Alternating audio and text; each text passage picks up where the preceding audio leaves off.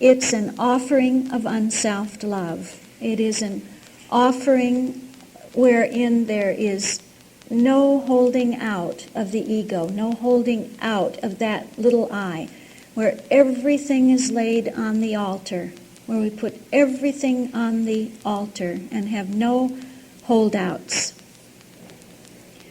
So we come to that Lord's Prayer, and I want to take that with you. It's as though to show that mind which we have seen as the ego, as the whole of God, is presented at the very first. That ego is presented. And then as she develops the whole chapter, she comes to its conclusion and says the Lord's Prayer is the prayer of soul. It is a prayer of congruity with the one ego. It is a prayer of the selflessness of the one ego. It is a prayer of oneness with the one I am. And so that prayer of soul, that prayer of coincidence, of identity, begins our. You hear it? There's but one I or us. Our Father, which art in heaven. So we get the reflecting, the expressing of our identity, the identicalness of consciousness with the one ego. That there is no other ego present. Our Father, which art in heaven. So we take this prayer now through its 7 standpoints, and then with the closing doxology. And we also take it through the 4 to see that the true prayer is formed and shaped by the calculus. And so we begin with the word sense at the point of mind, and it is the perfect expression of the perfect state of selflessness. The one self, therefore, the self of the divine. Our Father, which art in heaven, in science, in divine science. Our Father, Mother God. You hear the Father-Mother sense as the love tone of divine science. The Christianity tone, a love tone, a divine science tone. At Father, Mother God, all harmonious.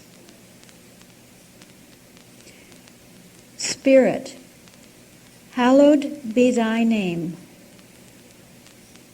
So we hear that this hallowing is a setting apart, a setting aside of, that one ego is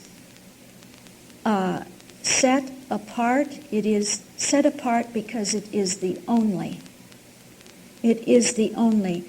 And this prayer is a prayer of the one ego adoring itself. It is the one I. There is but one I or us, one ego. And so all there is to the our, is the consciousness of the I.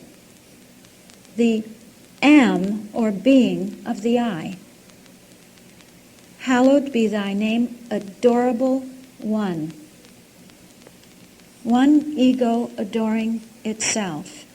So with those first 2 tones, we get the word sense of the nature of being, the nature of that one ego, that it is the Father, Mother, mind, the Father, Mother, love, that it is of the nature of spirit, it is the adorable one. And we go on to the Christ tone. And within the Christ we take the tones of soul and principle. We come to that Christ tone where we feel the power now of being, the power of this one ego, the operative power and control of that one ego. Thy kingdom come. Thy kingdom come. Thy kingdom is come. Thou art ever present. You get the love sense of that ego. We said it is mind, but it is also love if we take it from the standpoint of divine science as love. It is that ever presence of the ego. You hear here that there is a complete classification, total classification, that everything is identified with that one ego. Thy kingdom come. If you have a kingdom, you have everything within that kingdom is the full classification of the realm of the control of that one ego. Then principle, thy will be done. Enable us to know, as in heaven, so on earth. So all levels here, that operative power, that control of the one ego is the control and power at all levels. Let us know that. Demonstrate yourself. Show yourself forth at every plane as what you are. Enable us to know, as in heaven, so on earth, God is omnipotent, supreme. Pointing, really, to Christianity now. Okay. Coming now to Christianity, to the tones of life, truth, and love. Life, give us. You see, it's always the us, the our, the one ego. Give us this day, right now, our daily bread, every day, that sense of life, the bread of life. Give us grace for today is the interpretation, the scientific interpretation. Give us grace for today, so we see that everything is your gift. It's as though consciousness were saying, I know that everything that is pouring forth from that inexhaustible source of life, of being, is your gift, your giving, your grace, the grace of that one principle whose will is done, whose will is done in heaven and on earth at every level. At every level is a level of the gift of the grace of life, the giving of life, and therefore there's no works involved, that everything is by grace, nothing is by works, that there's no personal ego that can work for anything, that can gain anything, but everything is that grace for today. It's right now. It's the nowness of life that feeds the famished affections. And so we get that sense of the oneness and the coincidence of like with like, that which is fed is that which wants to be fed. That which life feeds is that which wants to be fed with life. And that feeding is by the gracious outpouring of being to be what it is. and that there is nothing we can do to earn that, to gain that. No personal sense, no ego of our own can earn the gifts of grace. So we come to the tone of truth, and you feel that we are touching with Life, Truth, and Love Christianity, because it is the outcome, the effect, you see, of giving us now what that gracious outpouring, that gracious effect is, the effect of the nature of mind and spirit, the effect of the operation of that ego as soul and principle. And we have the effect of the grace of life, the beingness of life, and of truth. And forgive us our debts as we forgive our debtors. So we have that solvency of love.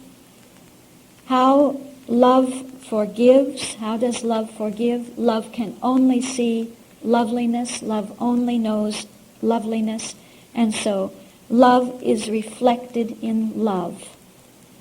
And you feel that love, that tone of the seventh day, the 7,000-year period, is coming into the text, that it breaks in here and there into the text.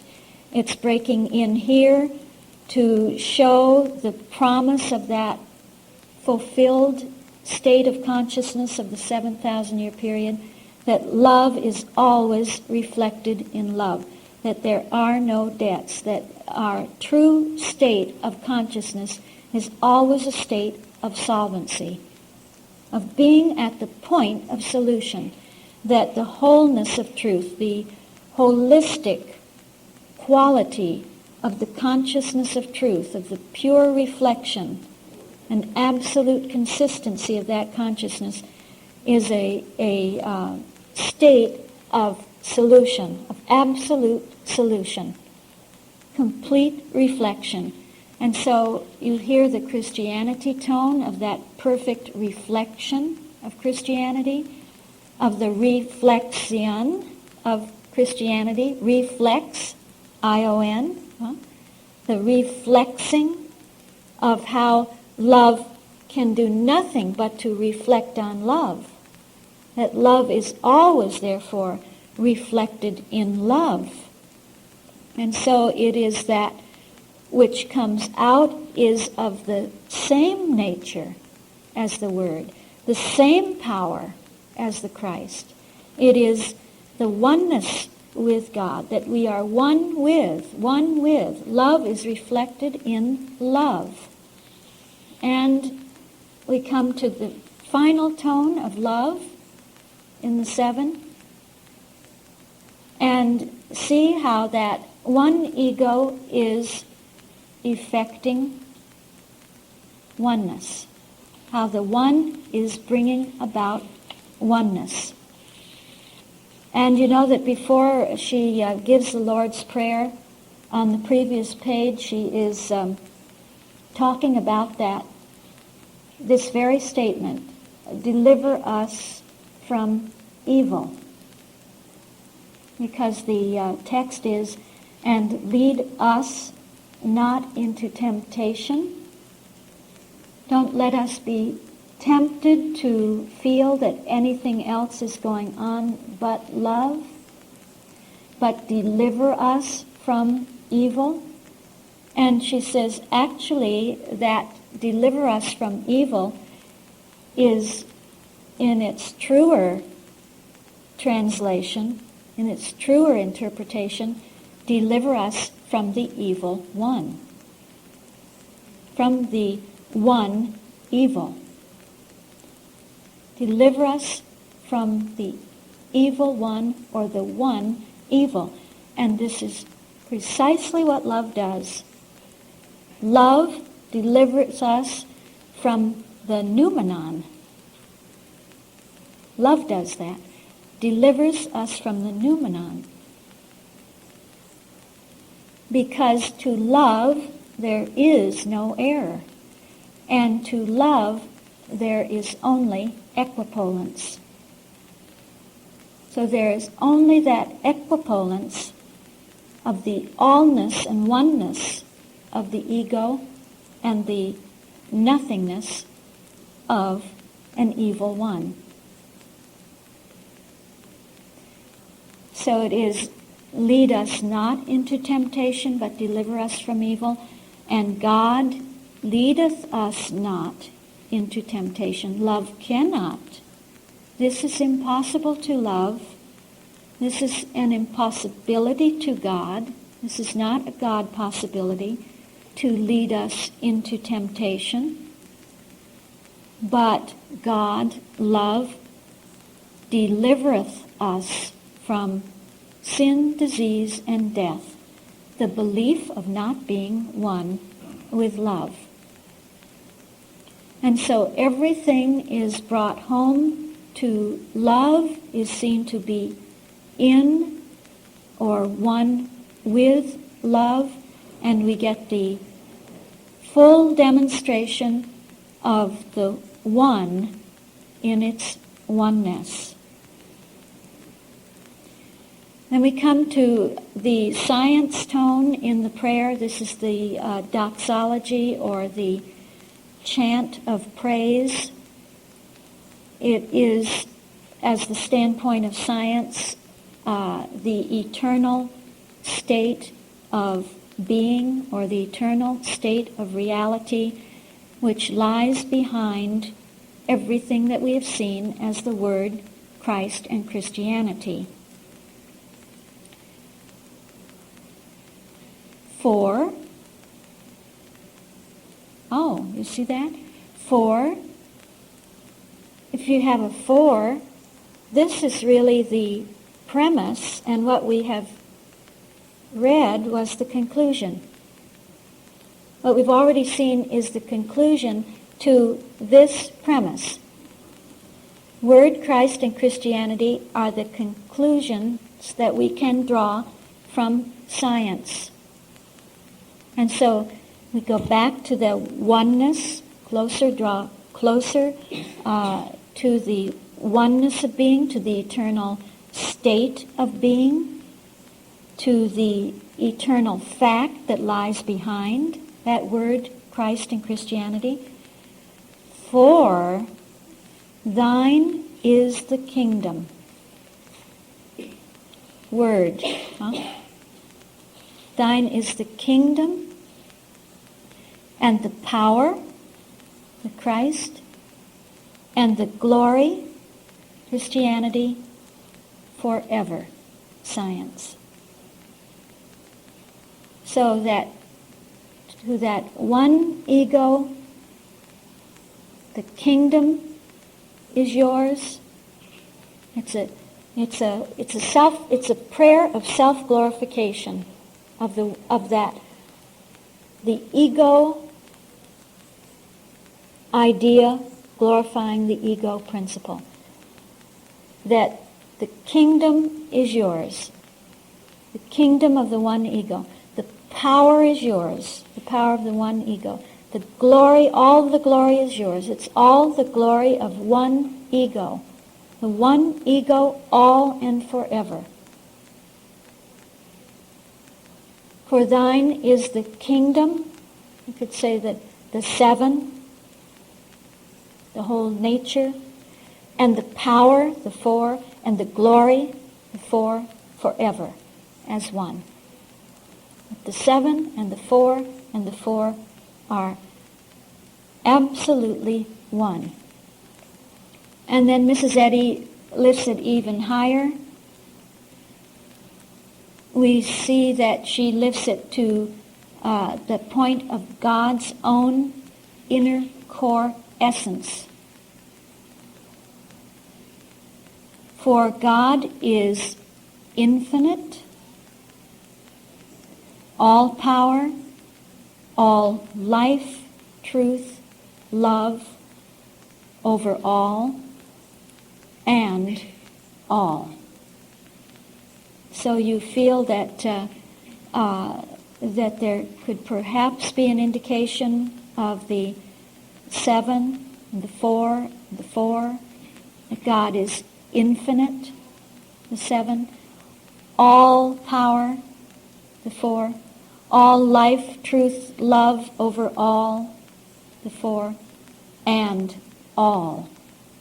All brought into one. 7 and the 4, and the 4 is all there is as one.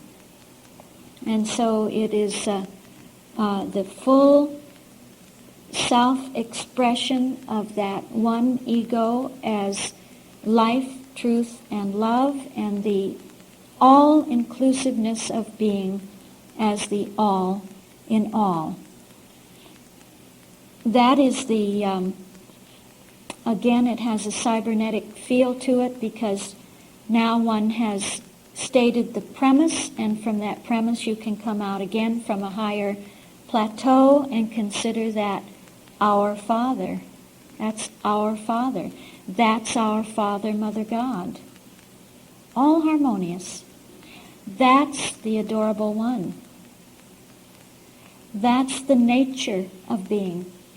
And that adorable one is, the kingdom of that adorable one is come, is present, is ever present with us. And so you just go right back into that flow again, where you see the ever-presence of that kingdom, the dynamic government of that kingdom, that thy will is done, that everything is the operation of that one ego, as in heaven, so on earth.